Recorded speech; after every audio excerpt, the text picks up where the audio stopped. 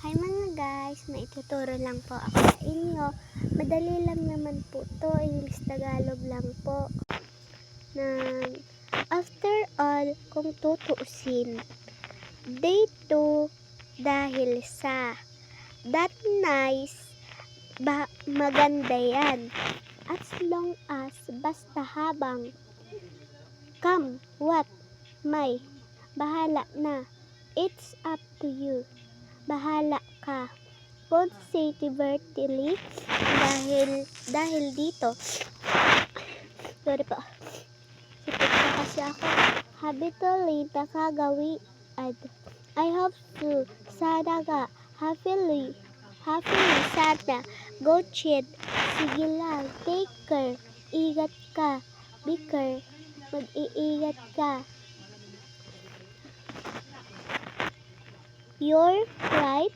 Tama ka. That's okay. That's okay. Okay lang yan. Are you sure? Sigurado ka ba? It is right. Tama ba ito? Kalimutan mo na. It guess so. Sigurado nga. It depends. Depende. Come on. Tara na. Halika.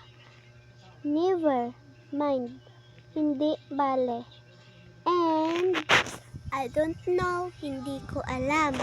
Nang follow me, sumunod ka sa akin. And can I borrow, pahiram. And why, ano. And swell, lagmaw. Kung tawagin sa inyo, pang ano ngayon sa inyo? Kasi nga po, isa lang po kaming katutubong mangyan. Pero, ni isa, hindi po kami nagbabasa dito mismo. Pero, nasa isipan ko lang po to dahil mahilig po ako magbasa ng English Tagalog dito sa school. Pag-uwi ko ng school, basa sa bahay. Follow me na lang. Sumunod na lang kayo sa binasa ko. Bye!